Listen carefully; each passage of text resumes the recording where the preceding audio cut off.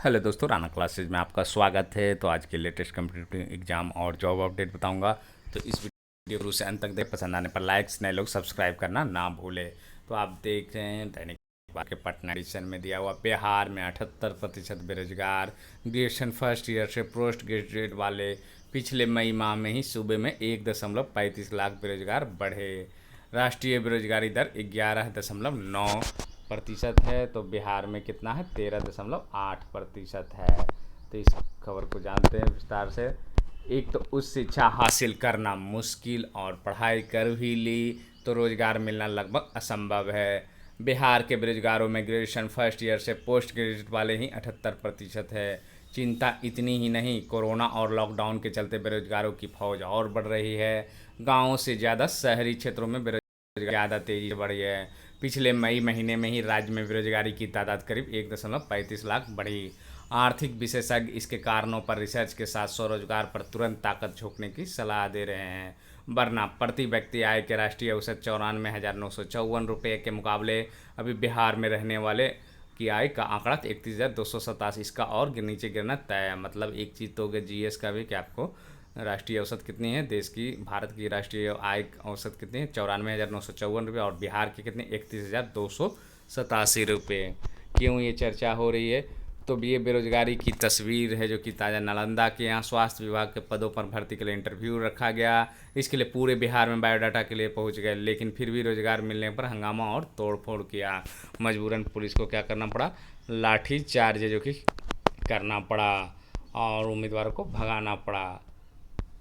तो मतलब ये स्थिति क्यों चर्चा हो रही? क्योंकि ये नालंदा में जो निकली है स्वास्थ्य विभाग, उसके कारण हो रही। और 25 दिन है जो कि लॉकडाउन रहा, उसका भी ऐसे कि असर रहा। मई में बेरोजगार हुए ज़्यादातर लोग इनफॉर्मल सेक्टर से जुड़े। तो अप्रैल की तुलना में मई में बेरोजगारी 2.26% बढ़ी है। इस गणना से राज्य में इस अवधि में करीब 1.35 लाख की नौकरी चली गई। इनमें से ज़्यादातर इनफॉर्मल सेक्टर में काम कर रहे हैं। बिहार में सर्वाधिक बेरोजगारी स्नातक और अधिक योग्यता वाले के लिए है।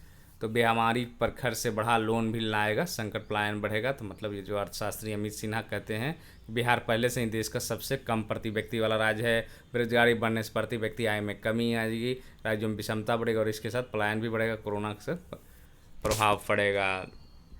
बेरोजगारी दर सबका अलग अलग दिया हुआ और मंथ वाइज दिया हुआ है।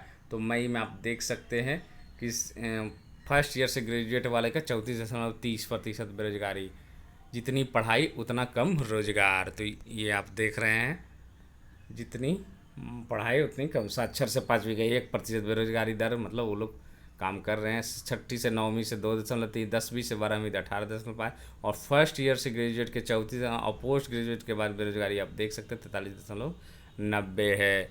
और जो प्रति व्यक्ति आय पहले ही गिरा हुआ है, आप देख सकते हैं किसके कितने हैं।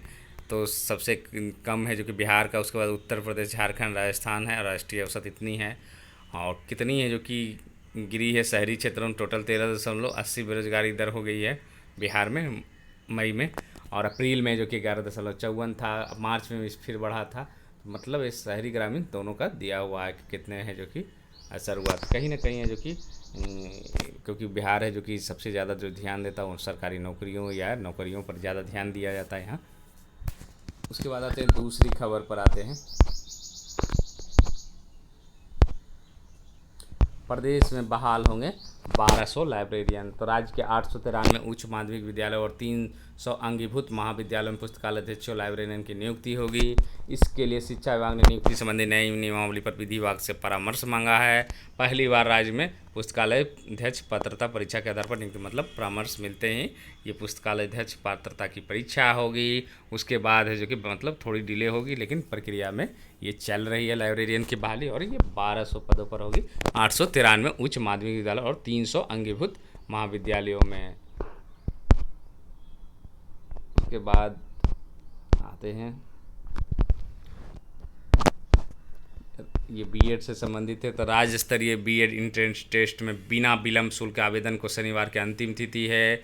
वहीं 500 रुपये विलम्ब शुल्क के साथ 8 जून तक ऑनलाइन आवेदन किया जा सकता है। बीएड के लिए 1.25 लाख से अधिक आवेदन आ चुके हैं और शनिवार देर शाम तक यहाँ प्रक्रिया जारी रहेगी। 9 व 10 सुधार और पेमेंट की आखिरी तिथि है। 1 जुलाई को एडमिट कार्ड जारी होगा। वहीं 11 जुलाई को नामांकन टेस्ट लिया जाएगा। Nodal officer professor Ashok Kumar Mehta के अनुसार काउंसलिंग की प्रक्रिया होगी। जो छात्र उत्तीर्ण होंगे संबंधित विश्वविद्यालय में जाकर वहां अपना डॉक्यूमेंट चेक कराएंगे। इसके बाद निर्धारित तिथि को जाकर फिर कॉलेज में नामांकन लेंगे। मेरिट लिस्ट वेबसाइट पर जारी किया जाएगा। कॉलेज भी नामांकित छात्रों की सूची जारी करेंगे। मतलब 1.25 लाख है जो कि इसमें आवेदन है जो कि आ चुका है। और इसी से संबंधित एक और खबर थी, मैं उसको बताने का प्रयास कर रहा हूँ।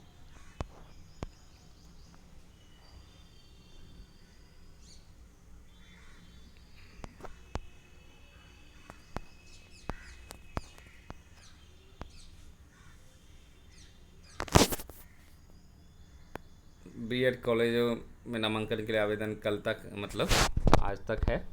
और आवेदन के लिए न्यूनतम योग्यता क्या है? बीएड प्रवेश परीक्षा में शामिल होने के लिए विज्ञान, सामाजिक विज्ञान, मानविकी, वाणिज्य में न्यूनतम 50% अंकों के साथ स्नातक या स्नातकोत्तर डिग्री अनिवार्य है। वहीं बीटेक में गणित और विज्ञान में विशेषज्ञता वाले छात्र योग्य होंगे। हालांकि इन छात्रों के लिए न्यूनतम अंक 55% है। उसके बाद आते हैं दूसरी खबर पर।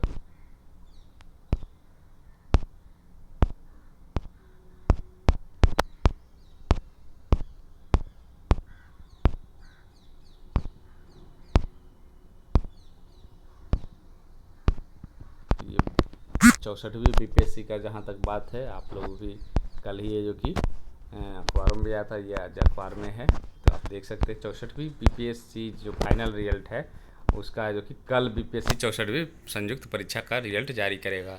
मतलब साफ है कि ये देर रात या रविवार को, शनिवार की देर रात, मतलब साफ है कि आज मुश्किल है। मतलब देर रात का मतलब आपको 2 बजे हो या सवेरे हो, ये हो सकता है। मतलब हर हाल में कह सकते हैं कि रविवार ही हो जाएगी। इसीलिए इसमें बीडीओ से लेकर अनुमंडल अधिकारी, अपर समाहर्ता, अनुमंडल पुलिस पदाधिकारी सहित 1 दर्जन विभाग हैं। 64वां लिखित में सफल उम्मीदवारों को फरवरी तक साक्षात्कार हुआ था। बीपीएससी ने मेडिकल कराया था। तो मतलब साफ है कि आपका रिजल्ट है जो कि अब कल ही है, संभावना है। और देर रात का मतलब आप रात को इंतज़ार कर सकते तो ठीक है, नहीं तो फिर कल है जो कि आपका रिजल्ट 64वीं का 1460 पदों के लिए जारी हो जाएगा देर। उसके बाद आते हैं अगली खबर पर। नीट की तारीख बढ़ सकती है आगे। तो 12वीं की बोर्ड परीक्षा के रद्द होने के छात्रों की जगह अब National Eligibility Test, cum Entrance Test और JEE Joint Entrance Exam Mains जैसी प्रतियोगिताओं परीक्षाओं पर टिकी है। जो संकेत मिल रहे हैं उनमें नीट परीक्षा की तारीख को और आगे बढ़ाया जा सकता है। इसे अब सितंबर में कराने की संभावना है। फिलहाल यह परीक्षा भी 1 अगस्त को प्रस्तावित है। वहीं परीक्षा का पैटर्न पहले की तरह ऑफलाइन यानी पेन और पेपर मोड में होगा। एनटीए से जुड़े सूत्रों की माने तो नीट से पहले अब जुलाई और अगस्त में जेईई मेंस के बचे 2 चरणों की परीक्षा लेकर चर्चा चल रही है। उसके बाद आते हैं बीपीएससी में भी ये जो कि परीक्षाएं हैं कि शेड्यूल है जो कि जारी कर दिया है और ये जून में ही परीक्षा शुरू होगी। तो कौन सी परीक्षा है? तो विज्ञापन संख्या 2/2017 सहायक अभियंता सैनिक के मुख्य लिखित प्रतियोगिता परीक्षा में सफल अभ्यर्थियों का साक्षात्कार दिनांक 22/2/2021 से 19/4/2021 तक निर्धारित था। उक्त साक्षात्कार के दौरान उपस्थित अभ्यर्थियों कुछ अभ्यर्थियों के जांच के पश्चात कोविड-19 संक्रमित पाए जाने के कारण निर्धारित तिथि को साक्षात्कार में सम्मिलित नहीं किया जा सका। वैसे अभ्यर्थियों का साक्षात्कार पुनः दिनांक 25/6 से 27/6 तक निर्धारित कर, मतलब इनकी संख्या काफ़ी कम होगी, इसीलिए जून में शुरू किया जा रहा है। ऐसी चर्चाएं हैं कि 66वीं बीपीएससी मेंस आपको सितंबर में ली जा सकती है, परीक्षाएं शुरू हो सकती है बिहार में।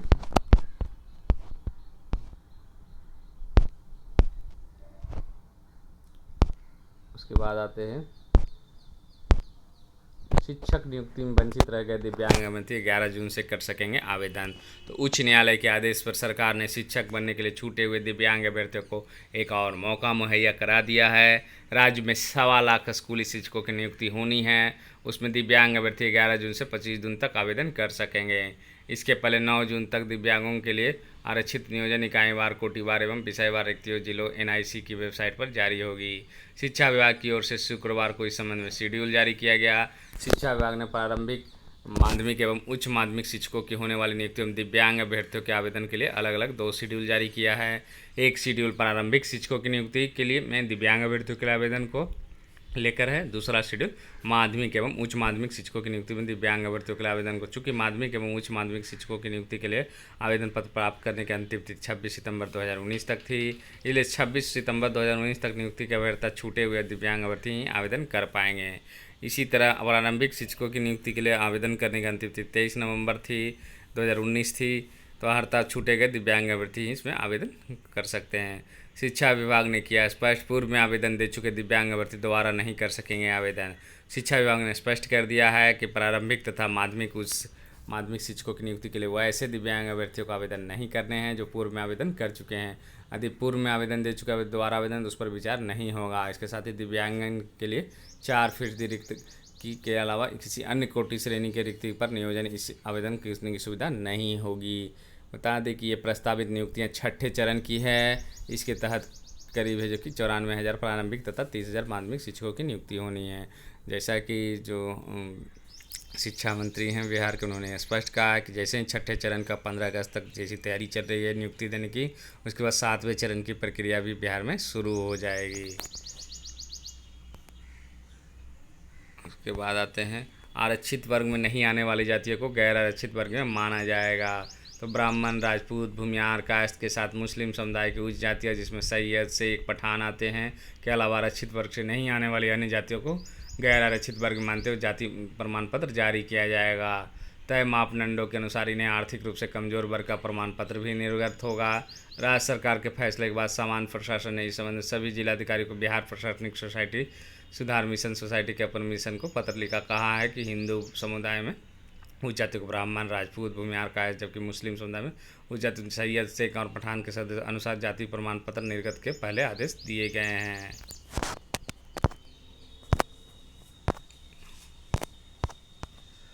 ROA 2016 के चयनितों के दस्तावेजों का सत्यापन 28 से। तो उत्तर प्रदेश लोक सेवा आयोग ROA यानी समीक्षा अधिकारी, सहायक समीक्षा अधिकारी 2016 के चयनित अभ्यर्थियों के शैक्षिक दस्तावेजों का सत्यापन 28 जून से कराएगा। सत्यापन की प्रक्रिया 30 जून तक चलेगी। इस भर्ती परीक्षा का अंतिम परिणाम 5 अप्रैल को घोषित किया गया था। भर्ती के 303 पदों के सापेक्ष 260 अभ्यर्थी सशर्त सफल हुए हैं।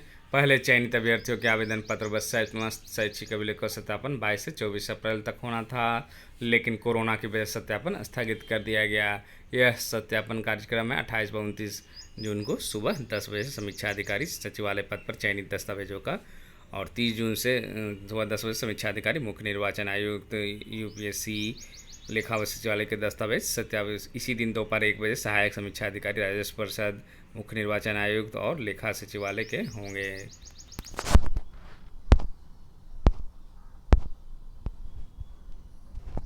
उसके बाद आते हैं दूसरी अन्य बड़ी खबरों पर। विश्वविद्यालय में 3rd व 4th ग्रेड की नियुक्ति आयोग से ही होगा। तो ये झारखंड के विश्वविद्यालय व अंगीभूत महाविद्यालयों में तृतीय वर्ग व चतुर्थ वर्ग की नियुक्ति झारखंड कर्मचारी चयन आयोग JSSC से होगी। राज्य के विभिन्न विश्वविद्यालयों द्वारा विश्वविद्यालय एक्ट का हवाला देकर नियुक्ति का अधिकार अपने पास रखने के प्रस्ताव को राज्य सरकार ने लंबित रखा है। फिलहाल उच्च व तकनीकी शिक्षा विभाग ने सभी विश्वविद्यालय व अंगीभूत महाविद्यालयों में तृतीय व चतुर्थ वर्ग के पदों को चिन्हित एवं सत्यापन के 3 सदस्यीय कमेटी का गठन कर दिया है। इस कमेटी में संबंधित विश्वविद्यालय के प्रभारी, उपनिदेशक, अवर सचिव, उच्च शिक्षा विभाग के वित्त पदाधिकारी और संबंधित विश्वविद्यालय के रजिस्ट्रार को रखा गया है। उच्च शिक्षा निदेशक A मुथु कुमार द्वारा कमेटी के गठन से संबंधित अधिसूचना भी जारी कर दी गई है। कमेटी को 10 जून से पहले रिपोर्ट निदेशालय में जमा करना है। अब तक के आकलन के अनुसार झारखंड के 7 विश्वविद्यालयों में 1500 से अधिक पद रिक्त हैं। उच्च शिक्षा निदेशालय द्वारा सभी विश्वविद्यालय के रजिस्ट्रार, तृतीय वर्ग व चतुर्थ वर्ग के पद सत्यापन से संबंधित सभी कागजात की मांग की गई है। सभी कागजात को अभी प्रमाणित करके जमा करना है। विश्वविद्यालय ने सिंडिकेट से नियुक्ति का अधिकार अपने पास रखने का प्रस्ताव भेजा। विश्वविद्यालय में तृतीय व चतुर्थ वर्गीय नियुक्ति का अधिकार कुलपति के पास रहने से संबंधित प्रस्ताव सिंडिकेट से पास कराकर राज्य सरकार के पास भेजा गया। सिंडिकेट ने विश्वविद्यालय एक्ट का हवाला देकर नियुक्ति का अधिकार विश्वविद्यालय के पास रहने से संबंधित परिनियम की स्वीकृति भी दी है। विश्वविद्यालय का कहना है कि एक सरकारी आदेश से विश्वविद्यालय एक्ट में परिवर्तन नहीं किया जा सकता। नियमित पद में विरुद्ध अगर 15 गुना आवेदन आते तो सिर्फ मुख्य परीक्षा होगी।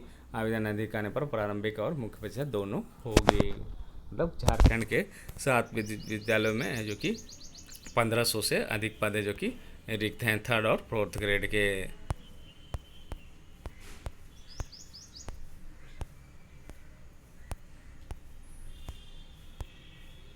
उसके बाद है असिस्टेंट प्रोफेसर के 102 पदों पर भर्ती प्रक्रिया शुरू। यूपीपीएससी ने मांगे आवेदन। चिकित्सा शिक्षा विभाग में बाल रोग विशेषज्ञ सर्वाधिक 48 पद हैं। तो उत्तर प्रदेश लोक सेवा आयोग ने एक सप्ताह में दूसरी बार सीधी भर्ती का विज्ञापन जारी कर दिया है। इस बार है जो कि विभिन्न विभागों में 130 पदों पर भर्ती के लिए विज्ञापन जारी किया गया है, जिसके लिए ऑनलाइन आवेदन की प्रक्रिया शुक्रवार से शुरू हो गई है। चिकित्सा शिक्षा विभाग एलोपैथी में विभिन्न विशिष्टता वाले असिस्टेंट प्रोफेसर सर्वाधिक 102 पद हैं और बाकी 28 पद अन्य विभागों के हैं। खास यह है कि चिकित्सा शिक्षा विभाग में सर्वाधिक 48 पद बाल रोग विशेषज्ञों के हैं। सीधी भर्ती के लिए ऑनलाइन आवेदन शुल्क बैंक में जमा करने की अंतिम तिथि 1 जुलाई है और ऑनलाइन आवेदन सबमिट करने की अंतिम तिथि है जो कि आपको 5 जुलाई है। तो 102 पद हैं असिस्टेंट प्रोफेसर के, जिसमें जो कि नियोनेटोलॉजी के 2 हैं, पीडियाट्रिक्स के है 18, पीडियाट्रिक कार्डियोलॉजी के 3, पीडियाट्रिक इंडोक्रिनोलॉजी के 2, पीडियाट्रिक गैस्ट्रोलॉजी के 2, पीडियाट्रिक न्यूरोलॉजी के 2 ये पद हैं और बाल रोग विशेषज्ञ सर्वाधिक है जो कि 48। इन पदों के लिए आवेदन में उत्तर प्रदेश एवं खाद्य संस्करण विभाग, कीट विज्ञान उद्यान विभाग, उद्यान विशेषज्ञ, सहायक उद्यान विशेषज्ञ वैज्ञानिक के 2 पद है जो कि भर्ती निकाली है। तो ये 102 पदों पर है जो कि भर्ती प्रक्रिया उत्तर प्रदेश में जो कि शुरू हो गई है। और SC/ST की प्रमोशन की चर्चाएं हो रही है। ये पूरी जो प्रक्रिया बिहार में शुरू हो रही, हालांकि कल एक बैठक थी वो रद्द हो गई। तो कहीं ना कहीं बिहार में जो कि प्रमोशन की जो सरकारी कर्मियों की रोक लगी थी वो हलचल है जो कि शुरू हो गई है। और इसमें कहा गया है कि SC/ST को भी प्रमोशन में शामिल किया जाए। ऐसा नहीं कि 17% जो SC/ST के हैं उनको छाट कर किया जाए, ये अनुरोध किया गया है। तो इसी के साथ धन्यवाद।